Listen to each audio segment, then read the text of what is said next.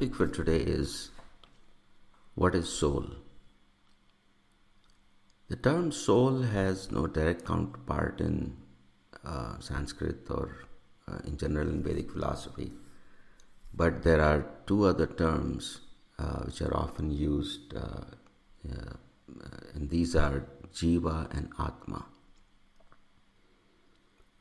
Jiva means the living, and Atma means the self. And many times these two terms are combined to form the term called Jivatma. And the closest representation of the translation of the word soul is Jivatma. But the terms Jiva and Atma are also used as translations of the word soul. The use of these two words has some counterparts in English as well. For example, there are two terms called psyche and anima, which closely mimic the words Atma and Jiva. Psyche means the mind or the perceiver or sometimes the self, which is very close to the term Atma. Whereas anima means the animated or the moving or the living. So psyche is a Greek term and anima is a Latin term.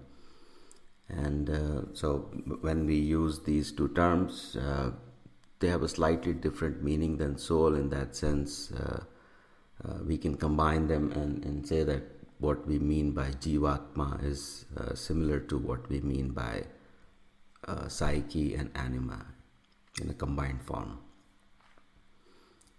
So let's begin by talking about Atma or the self. Self has two forms, and in this episode I'll just use these two forms as I and I am. So when we use the word I, we mean self-awareness, or the sense in which I exist, I know that I exist. Awareness in general involves a distinction between a seer and a seen, a knower and a known, which is to say that I am aware of something that exists other than me. But in self-awareness, these two components basically become the same entity. And therefore the knower is also the known, the seer is also the seen. And this, as we have discussed in an earlier episode, this constitutes the chit component of our experience, or the cognitive component, where I am the knower and I am also the known. But to know the self, there has to be a connection between the knower and the known. And that connection is what we generally call consciousness. So consciousness is the connection between the knower and the known, but when the knower and the known become the same entity, then we call that self-awareness or self-consciousness. Now, why should we be aware of the self? There has to be a purpose, there has to be a reason, there has to be a goal, there has to be a desire, and that third component of desiring the self, wanting the self or intending the self, is called the Ananda Component. So these three components, in which there is a distinction between, there's a cognitive aspect of the knower and the known, then there's a connection between the knower and the known, and this connection is established due to a purpose or reason. These three components constitute what we call I. Now, in Buddhist philosophy, this I is supposed to be self-contradictory. And the reason for that is, how can the same thing be the knower and the known? And an example is given that let's suppose you form a set of friends and non-friends.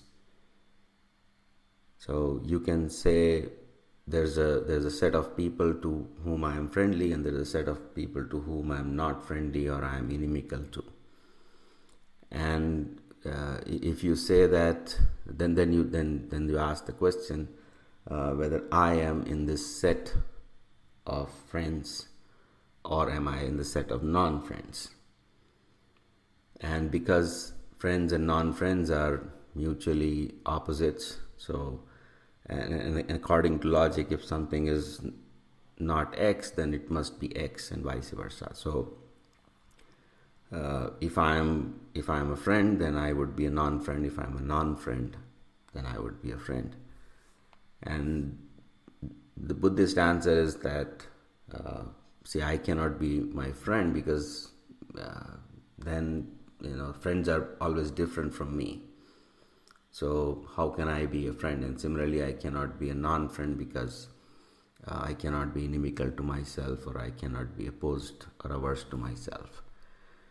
So the idea of I is opposed to both friends and non-friends, and therefore it's a logically contradictory idea.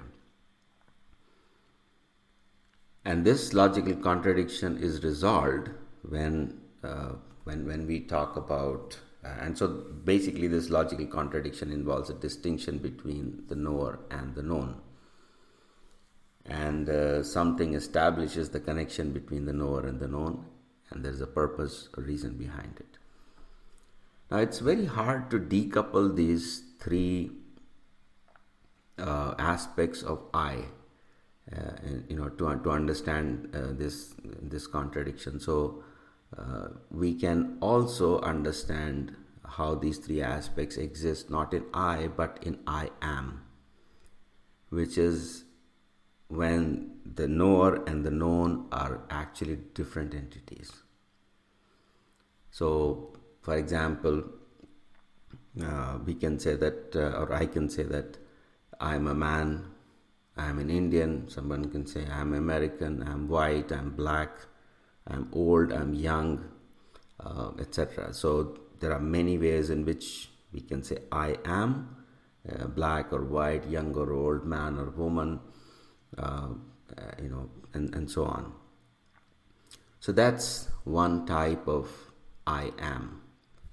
And similarly, there are other types of I am. The second type of I am can be that I'm a father, I'm a mother, I'm a son, I'm an employee, I'm a citizen, I'm a brother, and so on. So these are all the designations or roles of people in society. So we can identify I am with one of these roles. Similarly, there's a third type of I am, which is I am angry, I am envious, I am happy, and so on. So these three kinds of I am help us to understand what I is when the am doesn't exist, in the sense that I am not identifying with, let's say, a body, a shape and size, race, color, role in society, feeling, and so on.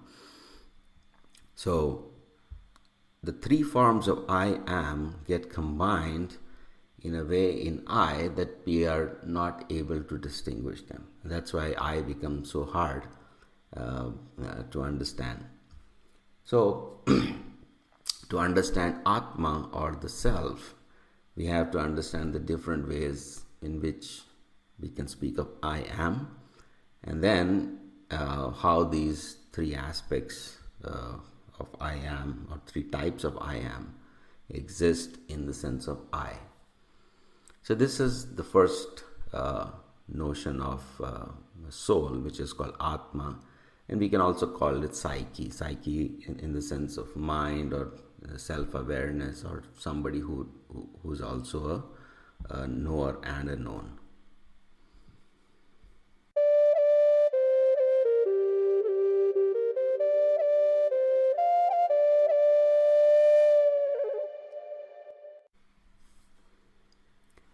Before we start understanding what we mean by jiva or the anima or the living, we have to understand that these three aspects of I are often contradictory and conflicting. They are not always conflicting and contradictory, but they're often.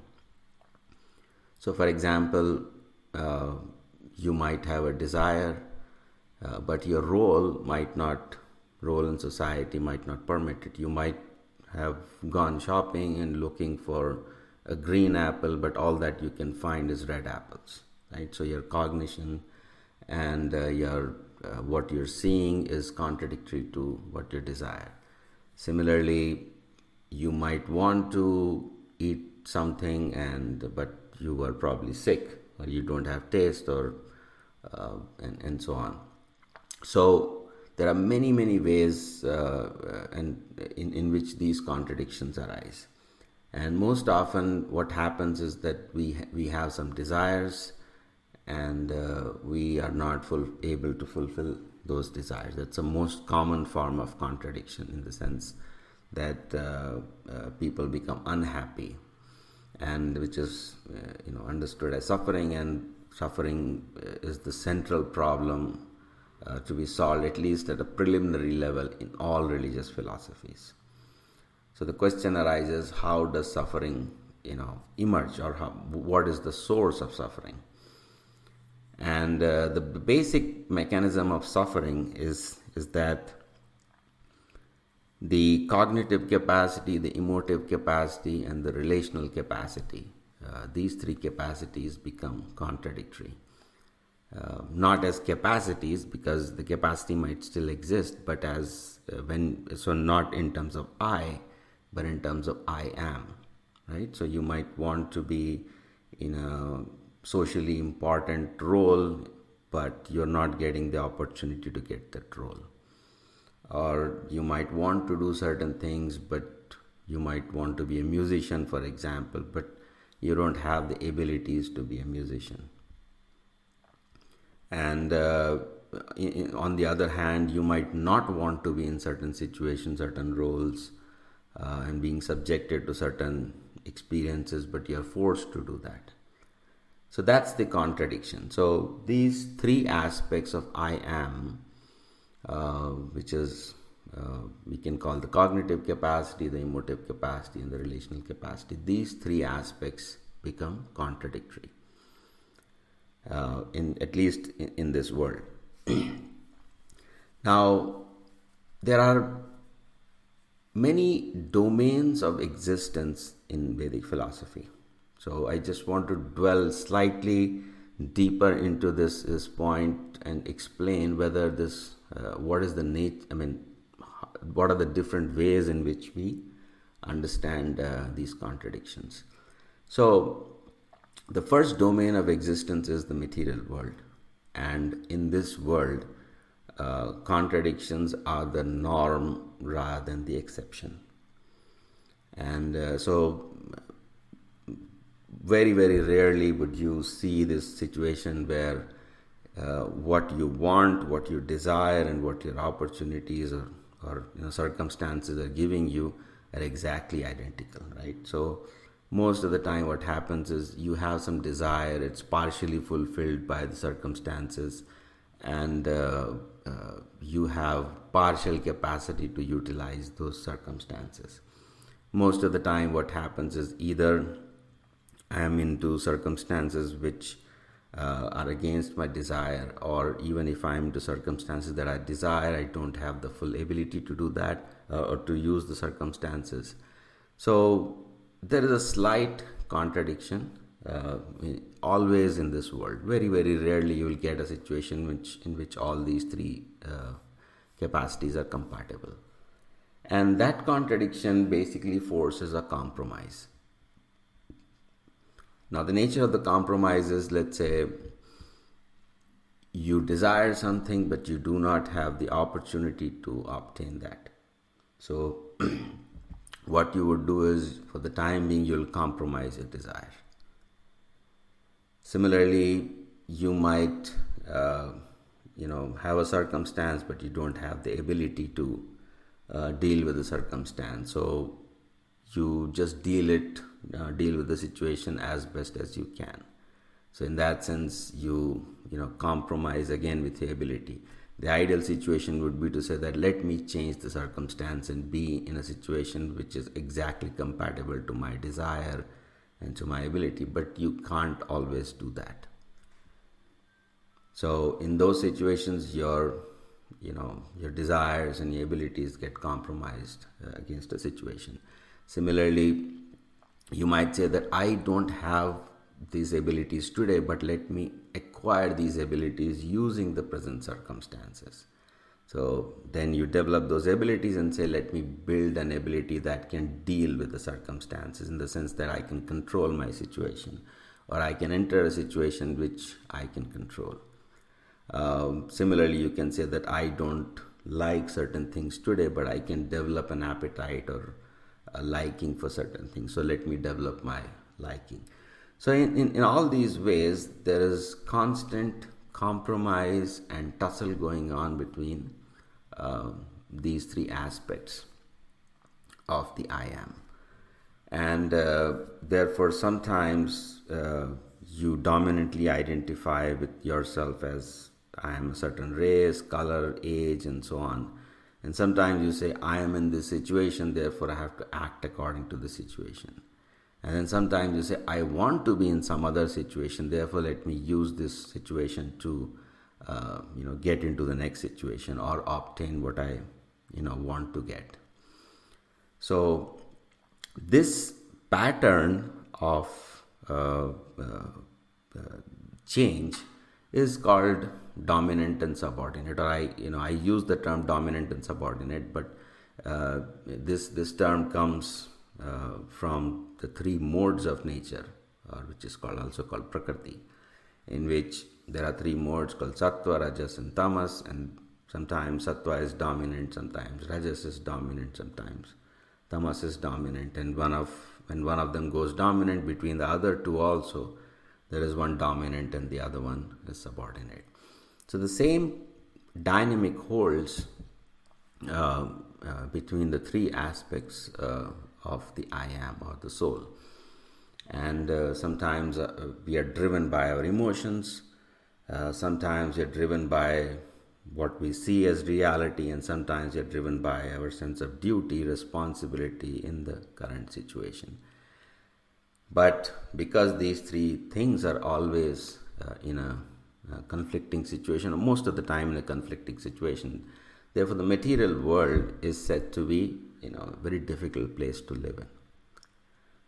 So the first answer to this difficulty or problem is the state called Brahman. Now in this Brahman, the distinction between these three things, which we call cognition, emotion, relation, these three aspects is dissolved in this, and that dissolution comes with the dissolution of I am. So you no longer say that I am this body, I am not black, not white, not man, nor woman, nor young, nor old, etc. I am not happy, I am not sad, I am not jealous, I am not father, I am not mother, I am not employee, I am not a citizen, etc. So all the I am is destroyed. And then what remains is the I. And that I is the combination of these three aspects, but only in relationship to the self. So you can still say that I am aware of myself, and I am the knower, I am the known, I have a relation to myself, and I have a desire for myself. So the desire for myself directs my consciousness inward towards myself, and in that driving I become the knower and the known. So these three aspects getting combined into this I constitutes the state called Brahman. In that state there is no I am. So there is no world, there is no identification, there is no relationship to anybody else. There's only a sense of I. Beyond the state of Brahman is a state called Vaikuntha. In this Vaikuntha, this contradiction between the three aspects is also not existing. But in addition to I, there is an I am. So the soul exists in a spiritual world along with different forms of Lord Vishnu, and we can just say God, and in these forms there is an I am, which means to say a person can say, I have this form, I have this thought, I have all these things, and I am in a certain role and situation, and I have certain feelings. So all the experiences exist, but the kuntha doesn't exist, and kuntha is this conflict and contradiction. So Vaikuntha means the freedom from conflict and contradiction. So the reconciliation of these three aspects without dissolving these three aspects is Vaikuntha. So in the material world, you have all these contradictions between these three aspects of the soul, and then in Brahman, you dissolve I am, and therefore you dissolve these conflicts, and you just I exist, but there is no I am. And in Vaikuntha, there is I, but it's I am is the I am identity returns, but there is no conflict and contradiction. And then there is a realm of existence which is called Goloka, which is even beyond Vaikuntha, in which the conflict between my emotion, my relation, my cognition is dissolved, but a new type of conflict is created, which is within my cognition, my relation, and my emotion. So a good example of that, and this is something we'll probably discuss in a subsequent podcast, is all the relationships in the Goloka realm are parakya. Parakya means it is mine and it is yet not mine. And so, for example, Krishna has father, mother, brother, sister, and all these relations and friends, but they're all like, his father is a stepfather, his mother is a stepmother, his brother is a stepbrother, his sister is a stepsister, and his lovers are all, not his wives or not his own. So this is the principle, in the sense that something is mine. So I can say I am, their brother, and I am, brother of the sister. So there is a brother and a sister, and I am a son, and so on. But everything is like really not really mine. So there is I am, and yet I am not this. So this step relationship is what you can call the contradiction inside the relationship, inside the emotion, inside the cognition. And there's an extensive philosophy about, we'll probably go into that sometime in subsequent episodes, but these are the 4 levels of existence of the soul. And to understand the soul, we must understand all these 4 levels of existence. And any philosophy of soul should be considered complete when all these things are understood. So again, to recapitulate, in the material world, these 3 aspects are contradictory. In Brahman, we dissolve the difference between these 3 aspects, and there is no I am, there is only I. In Vaikuntha, the I am returns and the contradiction disappears. And again, in Goloka, the contradiction between these 3 aspects doesn't exist, but a new kind of contradiction within these 3 aspects is created. So in that sense, the contradictions are the contradictions are celebrated in a spiritual sense, and the contradictions are condemned in a material sense. And both condemnation and celebration pertain to 2 different senses in which the contradictions exist.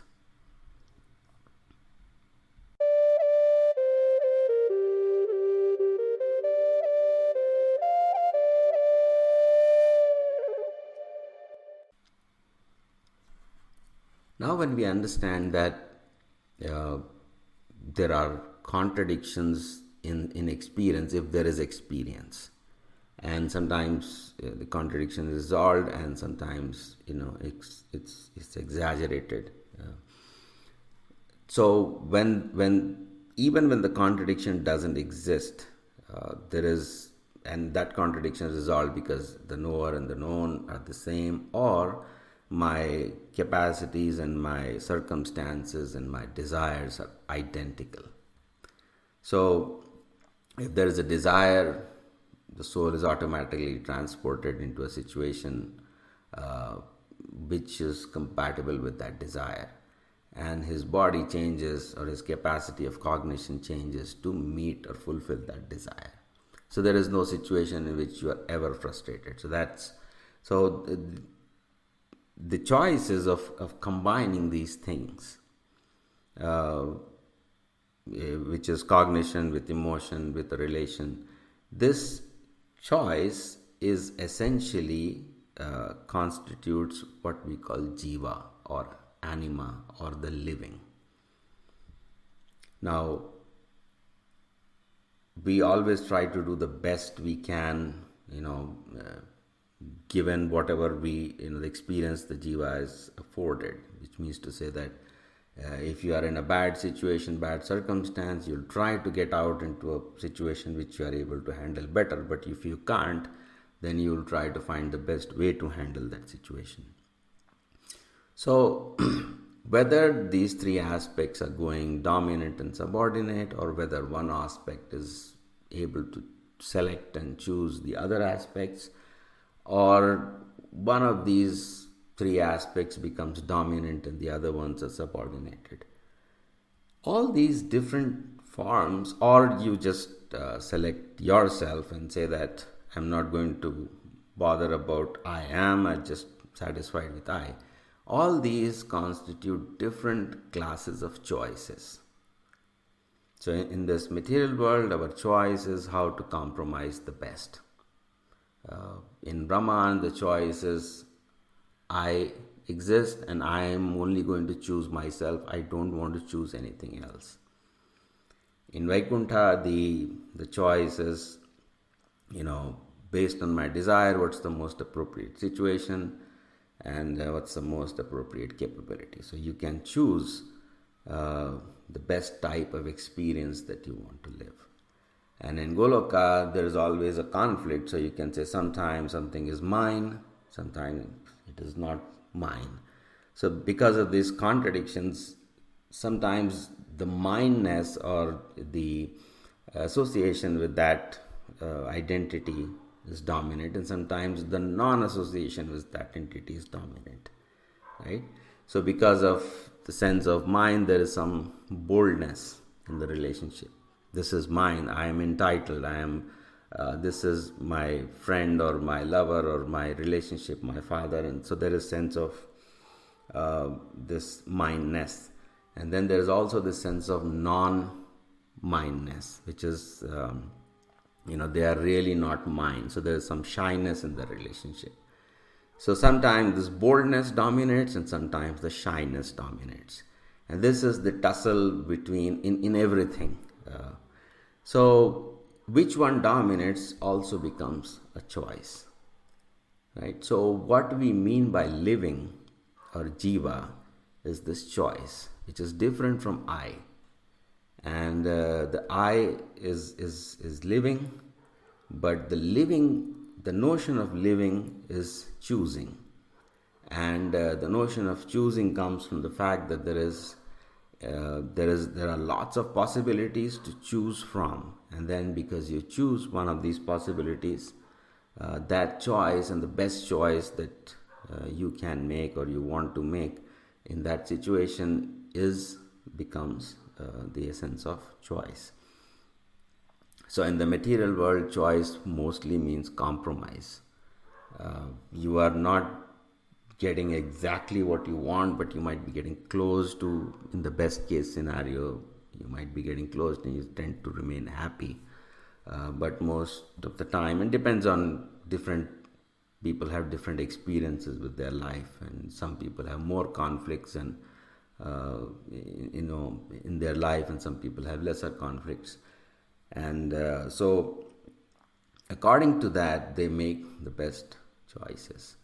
And the basic structure of choice changes. In this world, it's how to resolve my contradictions and conflicts.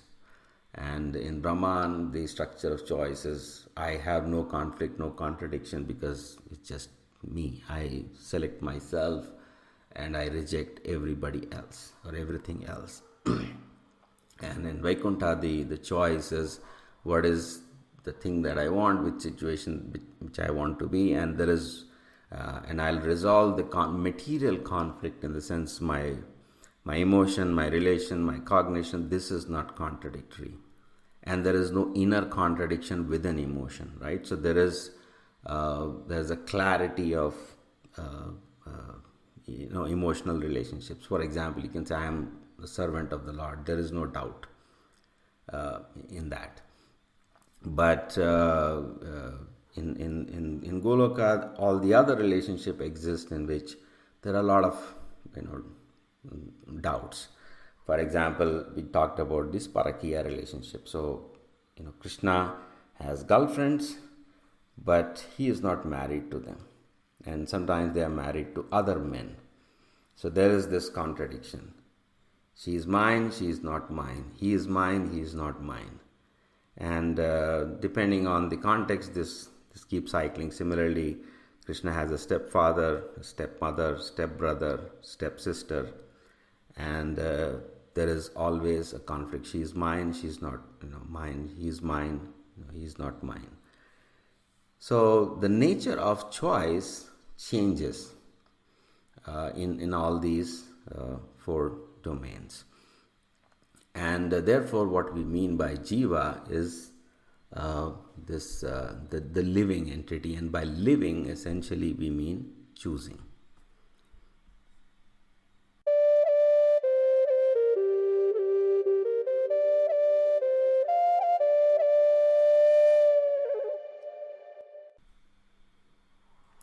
Therefore, once we understand the meaning of jiva and atma, then we can understand what we mean by the soul. There is a self, but the self is not always consistent or compatible with itself. And especially in the material world, there's always conflicts and contradictions. And to resolve these conflicts and contradictions, there is choice, which essentially becomes the essence of compromises. So in this world, choosing means compromising.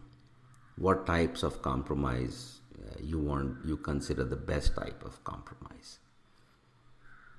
And this principle of compromising becomes the basis of what we call Yakna, or sacrifice, which means you hold something to be more important, and to keep that importance, you sacrifice something else, or you compromise something else. Typically, we have to compromise our happiness in this world to get some happiness. So the compromise is that right now I will sacrifice my happiness so that in the future I can obtain more happiness. And this principle of compromise is then described as the tripartite structure of Yakna, which is called Soma, Agni, and Vayu. Now, Soma means that which is being compromised, and Agni means that which is for which we compromise, and Vayu is the process by which we compromise for a certain reason.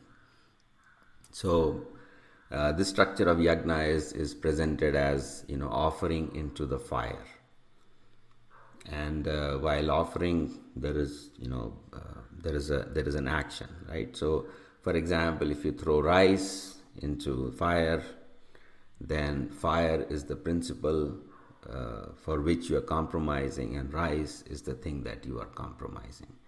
And then Agni is the throwing of, so Vayu is the throwing of the rice into the fire. So sacrifice, yagna, is the essence of this material world. So we have to make a compromise. And this compromise, of course, ceases in the spiritual world. You don't have to, at least in Vaikuntha, there is no compromise. At least it's not driven by this conflict between these three aspects. So, soul also is, in a sense, the yagna. And therefore, by performing this yagna, by performing these sacrifices, essentially what we are learning is that the structure of, or the nature of this world is compromises, and we can make better compromises or good compromises and bad compromises. A good compromise is something that leads to eternal happiness, and a bad compromise is something that leads to temporary happiness. And most people tend to make bad compromises. They just choose short-term happiness, over long-term happiness. And that, type of bad compromise essentially comes from the idea that I am this body, I am in this situation eternally, and therefore I will just do what is good for me in the short run.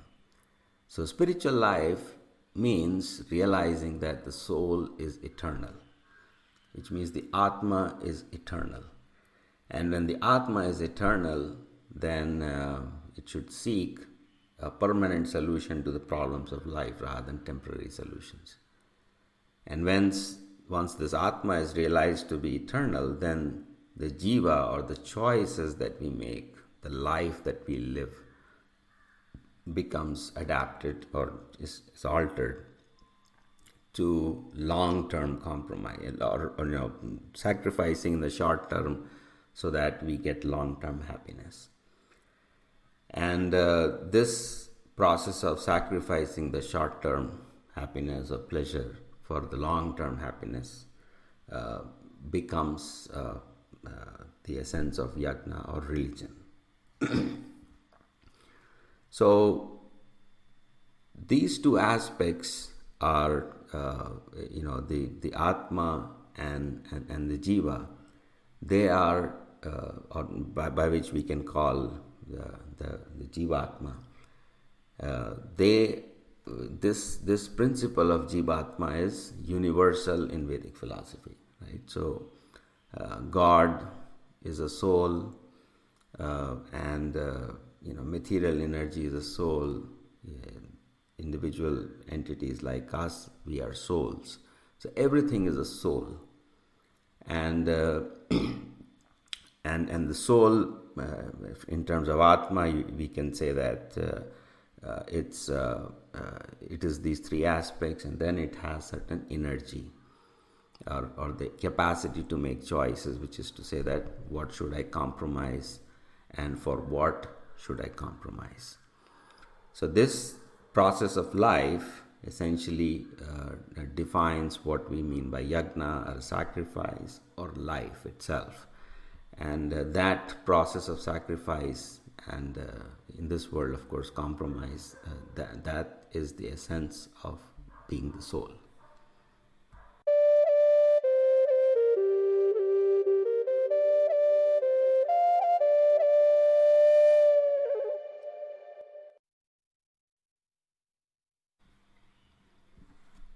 So this process of jiva, or living or choosing, takes on many forms, and these forms are called prana. And there are different types of choices, or different classes of choices. One example of choice is that you are aspirational to develop a new kind of ability, or you want to be in a different role or situation, or you want to feel and have different kinds of happiness, right? So that process is called prana.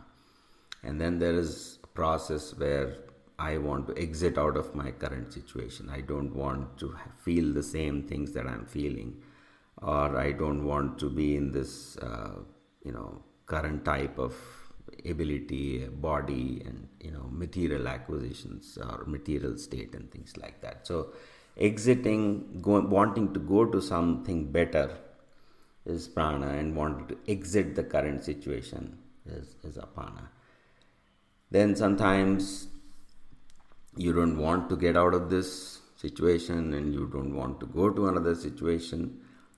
You want to readjust within this situation, which is to say, so that process is called vayana. And then sometimes you try to exist in this situation, but you are not able to perfectly adapt, but you don't want to leave and you have nothing else that you're aspiring for. So you make some adjustments, compromises, or adaptations in the current situation. And that is called samana. And sometimes you say, okay, I don't want to compromise. I am not able to, adapt into the situation, but I don't want to go anywhere else. And, I have no other aspirations. So in that, I will change the circumstances within where I am. So that is called udana. So there are, and these 5 classes are not the only classes. There are many other divisions and subdivisions of how choices operate. So that classes of choices, the study of the different classes of choices is the study of living, and that is the study of prana. So ideally all the kinds of choices are accessible to the soul, but sometimes some of them are constrained and some of them are accessible. So sometimes you might want to leave a situation, but you just can't leave, right? So in that case, your apana is constrained. Sometimes you are forced to leave a situation, but you don't know where to go to.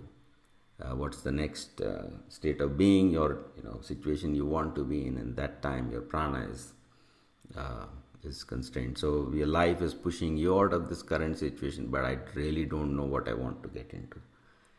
And that confusion is the constraining of prana. And sometimes I don't want to go anywhere, I am not being pushed out of it, but I am still not able to adapt and adjust in this situation. I don't know what to prioritize when, and I am not able to even do a compromise. In that case, either your vayana or your samana is constrained. And then sometimes you might want to change without going out of this situation, but you're not able to change things, and then in that case your udana is constrained. So in many ways, material existence, even though we have many kinds of choices, these things are constrained. And because our choices are constrained, so people sometimes say that we don't have free will or we don't have choice.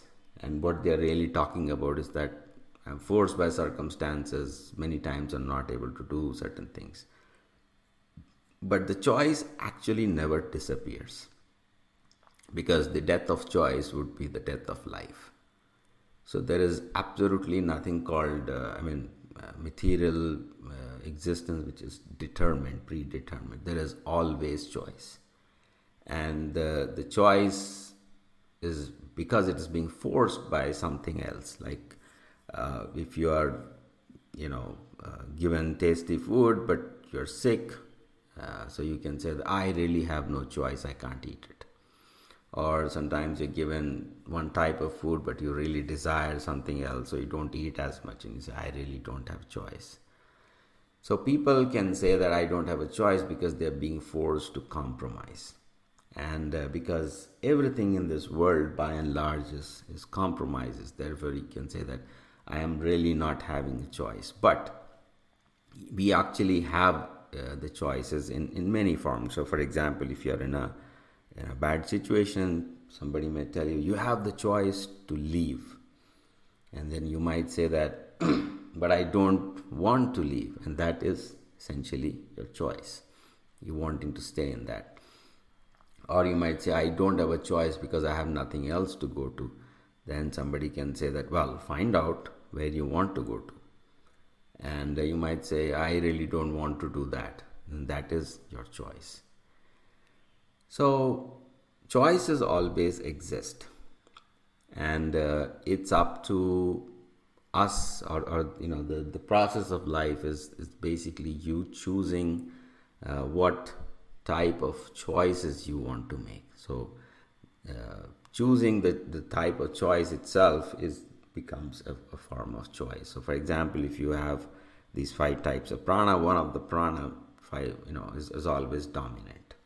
So sometimes we are unhappy, you say, I just want to run away from this situation, and that is the choice. And sometimes you'll say, no, I want to stay in the situation, but I want to change the situation. And sometimes you might say, I'm not able to change it, so I want to adapt to the situation, and so on. So this just like there is dominant subordinate structure between satchitananda, similarly there's a dominant subordinate structure in the 5 kinds of prana.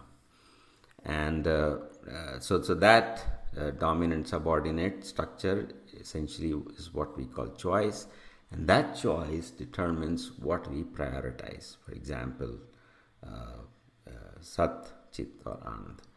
And so both of these aspects, which we can call Atma and Jiva, they are this is you can say double clicking inside the Atma and seeing there are 3 aspects which are conflicting, and then there are different kinds of compromises by which we resolve this conflict. And that process of the aspects of the soul and the different ways we compromise, that essentially becomes the definition of Jivatma.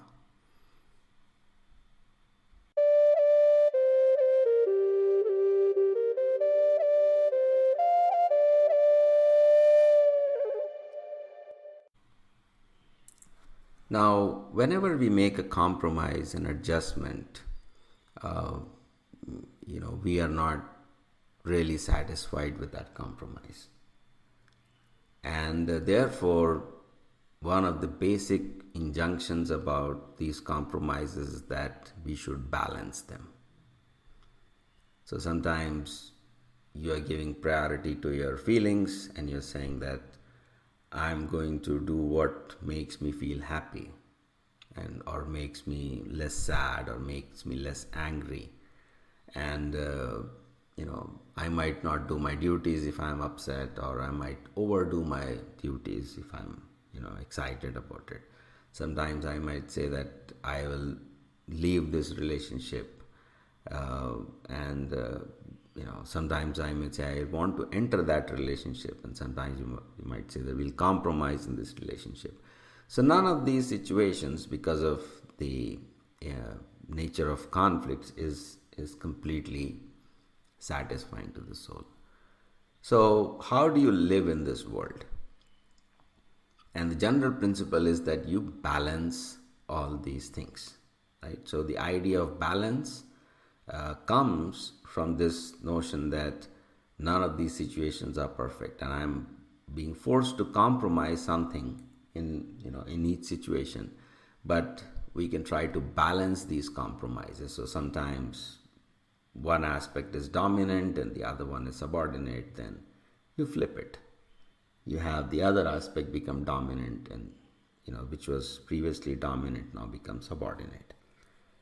And by flipping all these choices, we construct this circle of life, in the sense that you have 3 things, and one of them dominates, then it becomes second in order, then it becomes third in order, something else becomes second, then it becomes first. So by cycling through these alternatives, we create these cycles in life. And in these cycles, essentially what we are trying to aspire for is a balance. So you get up in the morning and you do certain things. At that time, it is said that mode of sattva guna dominates in the morning. Then in the afternoon, the mode of rajoguna dominates. In the night, the mode of tamoguna dominates. So what we are doing essentially through the day is allowing these three modes to become dominant and subordinate. So, and time is constructed cyclically to allow these modes to become dominant and subordinate. So, for example, in the very early morning, like 4 o'clock, Sattva-guna is completely dominant. But as time progresses, Rajoguna becomes, slightly more dominant. And that takes you to the situation of, late mornings or afternoons, where Rajoguna is more and more dominant, and then Sattva-guna becomes, subordinate. And then you come to the night, from the evening onwards, Tamoguna starts becoming more dominant, and in the evening and night, then Tamoguna becomes most dominant. So, balance essentially means don't try to do tamoguna activities in the morning, which means sleeping in the morning, or don't try to have sattva-guna very dominant during the day. You want to do certain activities and perform some actions, and don't try to study or work in the night. That is a time for tamoguna. You can sleep and rest. This is from a material perspective, right? Of course, one who has transcended these modes is situated in Brahman, or in a state of reconciliation, or has become a perfected soul. Then these restrictions don't apply. But as far as the material condition is concerned, we try to create a balance, and that balance essentially means give opportunity to all these modes to become dominant. Because if you do not give opportunity to all these modes to become dominant, there is going to be some disturbance in your life. There will be health problems, could be mental problems, there could be relationship problems, there could be other, all kinds of problems can arise if you don't create that balance. So balance between these modes becomes the central theme of living in this world from a material perspective. And that balance arises because there is choice. Something can be dominant and something can be subordinate. And that choice is created because there is a conflict and compromise. And that conflict and compromise arises because there are multiple aspects. So this is the progression from having multiple aspects, then having conflict between these aspects, then having different ways of compromising these aspects, and then to balance these methods of compromise. So you don't consistently compromise one thing over the other. You allow each thing to become dominant and then compromise something else. So this cycling of these modes or these aspects of the soul, that becomes the central method of living. So you will see a lot of people doing yoga and meditation. These days they talk about balance and not doing something excessively, not depriving yourself of sleep and working too hard, or not sleeping too much, and not working at all, or not having a spiritual dimension. So people say we should balance the body, mind, and soul. Okay, and what that really means is that balance your bodily necessities with your mental, emotional necessities, intellectual necessities, with your spiritual goals in life. So you don't neglect, because unless one has transcended this material existence, if you make the compromise, just go only in the spiritual direction, you might have some health problems. And when you have health problems, then you'll completely stop spirituality and only care for the body. Or you might try for, acquisition of knowledge, or, and then sacrifice your health and even spiritual goals. And then what will happen after some time is this: when the other, body is, is unhealthy, and you're not pursuing spiritual life, then even this mental, happiness or pursuits, they will collapse. So balance is a good idea in this world unless and until one has transcended the material existence. So the balance between body, mind, and soul essentially is talking about the similar idea, which where there are many aspects of our existence, and these aspects are often conflicting, and because they're conflicting, we have to make a compromise. But when we make a compromise, we should not permanently neglect one aspect. So we should try to balance these aspects.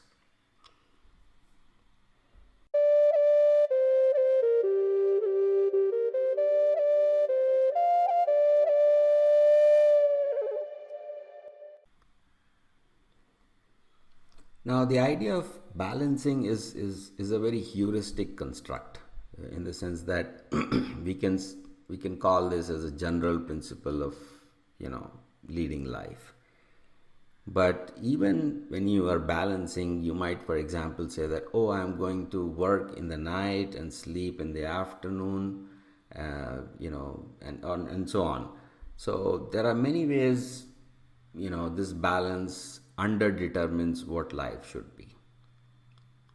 And therefore, there's a right time for everything. And that, right time, right place, right situation, right person for everything. And that combination of place, time, situation, person is called dharma. And so everybody has duties. So beyond this general principle of balancing out the conflicts and contradictions, which is a good overall principle to have to understand, the nature of the soul. Beyond that, we also have to say that there's a right time, right place, right situation, right person to make a compromise. And that principle is called dharma. So we have talked about the general idea about yagna, which is sacrifice. And dharma is also yagna, or sacrifice, but it is contextual. So the general process is that you will always have to make some compromise. You will always have to make some sacrifices. But what's to sacrifice, in which situation, which time, which place, and who should make that sacrifice, that is dharma. So sometimes yagna is understood as a very general principle, and the universe is described as a process of this compromise or conflict resolution. And sometimes yagna also becomes dharma, which is to say that in each place, each time, each situation, and by each person, a different type of compromise has to be made. So each person therefore has a different dharma in different time, place, circumstance. And deciding what type of compromise has to be made, it constitutes the understanding of dharma. Right? Of course, dharma has to balance out, so that's the overarching principle. But in each situation, there is a unique type of dharma. And this means that if we, and the consequence of not performing dharma is called karma.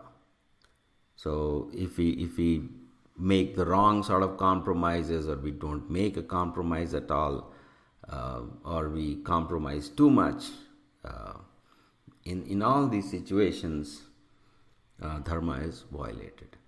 So for example, Lord Krishna tells Arjuna, you have been compromising too much, now is not the time to compromise, right? When he's standing on the battlefield and Arjuna is prepared to compromise. I'm not going to fight, let them walk over me, let them, I will remain without, he was born a Kshatriya, so his life should be of that of a ruler. But he is prepared to compromise. So Krishna tells him not to do that because that's excessive compromise. Similarly, there are, he goes and tells Duryodhana, you have to compromise. So sometimes a compromise is necessary, sometimes overdoing a compromise is unnecessary, and sometimes compromising in the wrong situation is also incorrect. So in all these ways, whether you're making the wrong compromise or you're overdoing the compromise or you're not compromising enough, all these are different forms of violations of dharma. So once we understand that has to be a balance overall, then we understand that in each situation there's a different requirement for or different type of compromise that has to be made.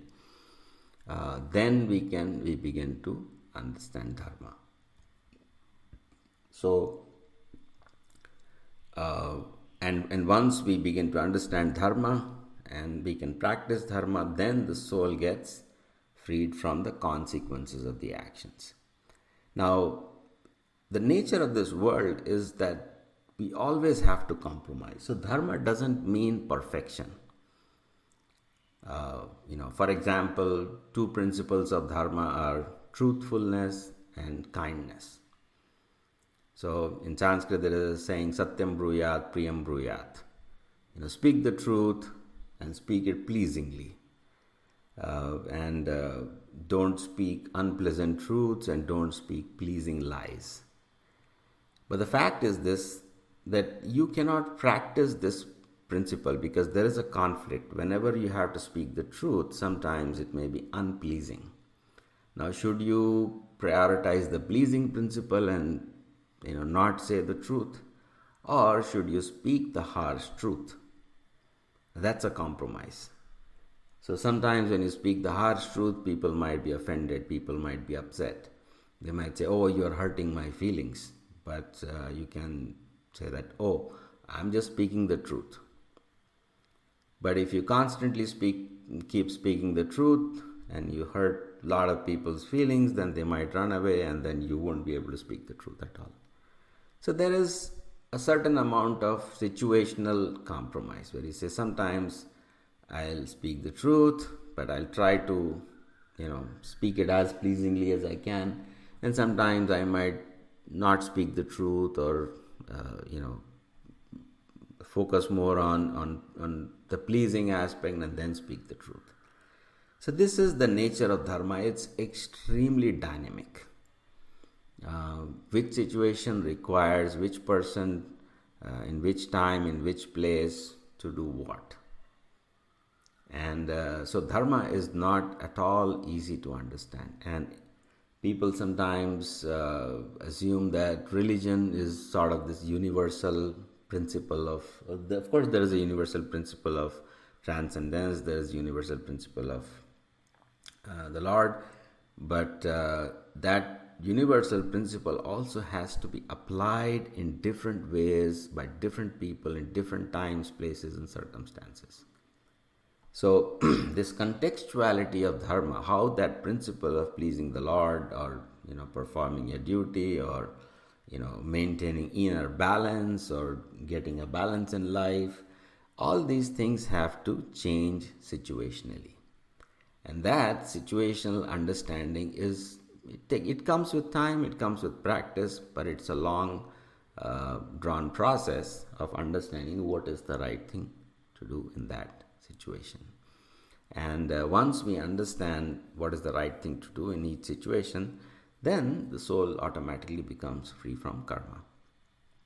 So that's why, at least in the process of karma yoga, it is said that do your duty, but don't be enamored or don't be focused on the pursuit of the results. Because sometimes you might get overexcited and say, oh, I'm going to do this a lot, right? I'm going to work very, very, very hard so that I can get more and more of my, desired results. But that's that's basically your, and then eventually you might not get results. So following this period of extreme hyperactivity, there will be a, period of extreme unhappiness, depression and frustration where you abandon even what you were doing previously. And so if you do something excessively, and then you get frustrated and then you drop it completely, and so that's not the expected behavior. The expected behavior is that do moderately and you may or may not get results, and then you live through that situation, and then you keep on doing this process. And people might say, well, if I am not getting results, why should I work? And the answer is that you are a spirit soul, and your life or your existence is eternal. The essence of life is not to just have these goals and attain these material goals, but is to learn the art of doing the right thing in every situation, at every time, in every place. So that contextual understanding of dharma is based on this universal principle of the jivatma. So we have to we can now connect these these two ideas and say that there is a universal understanding of jivatma, which is to say that there are three aspects. There are conflicts between these three aspects, and therefore we have to make a compromise. This compromise has to be balanced, and this balance has to be contextual. And when this balance is contextual, then everybody has different dharma in a different situation, time, place, circumstance. So from the universal principle of the jivatma, we slowly and gradually come to this contextual understanding of what we mean by dharma. And this dharma essentially is loosely translated sometimes as religion.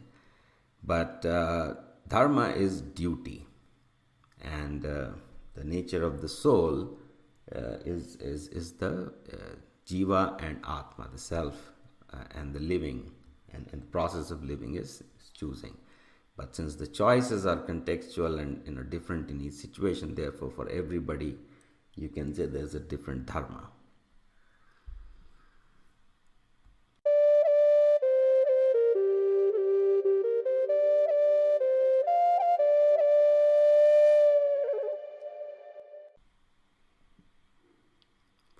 So according to a certain person's proclivities, somebody has greater interest in, they can perform more bodily activities, somebody can do more creative work, somebody can do more intellectual work, somebody can lead and manage, and things like that. So according to these proclivities, it is easier for you to make certain compromises and not easier for you to make certain other compromises. So for example, somebody who's an intellectual, you cannot ask them to run around and say that, oh, that's a compromise for you, because that's contrary to their nature. And so dharma also comes down to what is our nature, and this nature is material nature. It's basically material nature means my type of my body, and to some extent it also means the type of things I like and dislike. So we'll discuss this in a subsequent episode. What is prakriti and what are the gunas, and how one's nature is constructed. But the basic idea is that people have different natures. They have different types of bodies, types of minds, intellects, and accordingly there are certain things that come easily to them.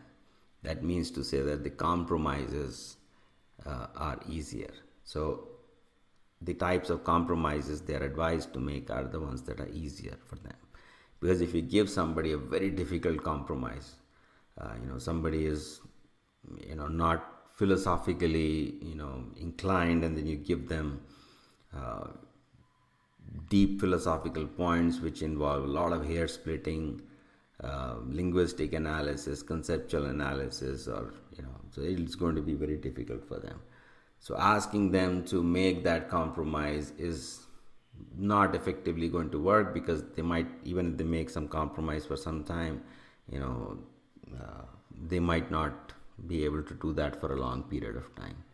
Therefore, a different process is prescribed. They said, okay, don't worry about philosophy. Just do these things. And because you're physically more attuned to certain things, then you can perform those things. So there's a process of jnana yoga, which is philosophical understanding. There's a process of karma yoga, which is doing your day-to-day duty in a detached manner. Then there's a process of Astanga yoga, which is meditation. There's a process of bhakti yoga, which can be applied in all these situations. So you can acquire knowledge with devotion. You can perform meditation with devotion, and you can do your day-to-day activities with devotion. So, and in this way, there's practically unlimited spiritual processes. But all these spiritual processes are some combination of these four systems: the Jnana Yoga, Karma Yoga, Dhyana Yoga, and Bhakti Yoga. And within these processes also, sometimes one of these yoga processes or one of the yoga practices is given more importance, and some of them are given less importance.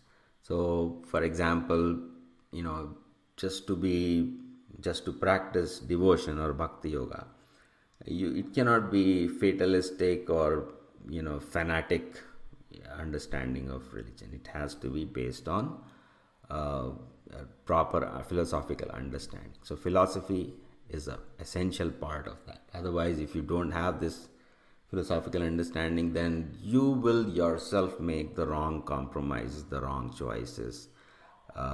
You will not be able to attain the balance, and you will certainly not know what is the right dharma in which situation. So philosophy is essential. But if you simply got philosophy and you actually don't put it in practice, then that's useless. So has to be a process of karma yoga. But if you have philosophy and you apply it in daily life, but you have no mystical experience, then you will lose faith in the philosophy, and then you will stop doing even the day-to-day activities. So therefore, even mystical experience is important, and that's what we called Astanga yoga or meditation. So you need philosophy, you need practical application, and you need mystical experience. And when all these three things are present, that's when the process of dharma and the process of bhakti becomes strengthened. Therefore, we have to understand that these hard and fast distinctions that people make between karma and jnana and dhyana and bhakti, these are really artificial, distinctions. It's basically a lack of understanding of what is the nature of the soul, how the soul exists in this world as conflict and compromise, how it must attain balance, and therefore there is a different dharma in different situation, time and place by a different person, and therefore all these principles have to be used and applied sometime or the other. Some people might do more karma and less jnana. Some people might do more meditation and less philosophy. Some people might do more activity than meditation. But it depends on the individual person. So there is no universal prescription for what one has to do.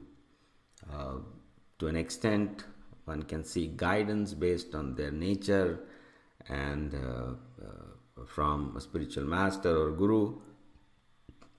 But eventually, one has to understand this mechanics of what the soul is, how all these things work, and once you acquire a deep understanding, and then you practically apply it, and then you have mystical experiences. That's when you know how to practice dharma. And this practice of dharma, which is day-to-day, life, compromise, or the process of living itself, this is based on what we call Sanatana Dharma. Sanatana Dharma is the eternal duty. So what is the difference between eternal and this contextual and temporary? We talked about some differences in the sense that these compromises don't exist in Vaikuntha, and a new type of conflict is created in higher spiritual realms, and in Brahman this I am itself disappears and there is only I. So in that sense, there is some Sanatan or eternal way of living. It can be without an identity, it can be a reconciled identity, it can be a conflicted identity which is different from this material conflict. And that's the Sanatana Dharma. But it's also based on the understanding of the soul. And there is this material dharma which is based on the understanding of the soul, but how it exists in this world based on a material nature, which is called guna, and consequences of our previous actions, which is called karma. So we'll delve into some of these details in further episodes, but the basic point is that the understanding of dharma is not easy, and to begin understanding dharma, we have to begin understanding the soul. And once we understand the soul and this entire philosophy about how choices are made, then we can come to the conclusion that every situation requires a different understanding. And so it's not merely book following or scripture following, or he said, she said, or this is the thing that is said in this scripture and that is the thing that is said in that scripture, and then arguing and fighting about which one is correct. It's an individual judgment, and it's an individual responsibility. Everybody has to understand what is their dharma. They can, of course, seek guidance and help from other people, but everybody makes their choices and everybody is responsible for their choices. So having a spiritual master, guru, or somebody is giving an advice, or following some religion, or reading some book and text and saying, or quoting some acharya or somebody, these are not substitutes for responsibility. We cannot offload our responsibility to some book or some person or even the word of God. We cannot say Krishna said this in the Bhagavad Gita, so that is universally applicable. It may be, and but many times it might not be. So the soul never gives up its choice, and therefore it never gives up its responsibility, accountability, right? So as far as we have choice, we are also responsible, and that is the risk and danger of life. So it's an exciting process that you can choose everything. It's a slightly unhappy process because in this world you have to make compromises, but that compromise has to be a responsible compromise. So you are responsible for the choices you make, and that is, that responsible choice is called dharma. So our capacity to make choices is jiva, and because this choice always comes with a responsibility, therefore there is dharma. So we cannot actually detach the Atma from the Jiva, from the Dharma. They are all interconnected ideas. And if we sort of say that, oh, I just have choice, then there is no sense of responsibility. And once there is no sense of responsibility, then this idea of choice slowly disappears, because if we don't behave responsibly, then nature will bind us in a way that people seem to have absolutely no choices. And once we lose our sense of choice, then we can say that, oh, I really don't have any, control over my life. So, and therefore, soul is, is not an eternal thing. It's just the body. So when dharma is neglected, then choices are gone. When choices are gone, the soul is gone, and the understanding of the soul is gone. Therefore, philosophically, we begin by Atma and then describe Jiva and then describe Dharma. But to realize this whole thing, we have to begin with Dharma, start practicing, at least by balancing many aspects, which is body, mind, soul, and so on. And then once we start practicing Dharma, then we understand what is Jiva. Jiva is the process of choice making. And then once we say that I am eternally able to make choices, then we can say that my satchitananda, my cognitive capacity, my emotional capacity, my relational capacity, all these are also eternal. So then I come to the understanding of the soul. So there is a forward philosophical process from the soul, from the Atma to the Jiva to Dharma. But there's a reverse process also from Dharma to Jiva to Atma. To understand Atma, we have to practice Dharma, because by practicing Dharma, then we are doing the right choice, exercising the choice in the right way. And then as we exercise choices in the right way, we get more freedom, we get more opportunity to exercise choice. And as we perfect these choices, then we understand the soul is eternal. So people sometimes say that, can you prove to me the soul exists? Can you show me the soul? The answer is, you cannot see unless you practice Dharma. If you want to see the practice, if you want to understand how you're eternal, first practice Dharma. Then you will get freedom. Then you will understand I am able to exercise choices. And then you'll understand this exercising choice is eternal. Right? So, unless and until people practice Dharma, it is impossible to understand the soul. Therefore, the prescription of the scripture is they give you all philosophy, they'll give you all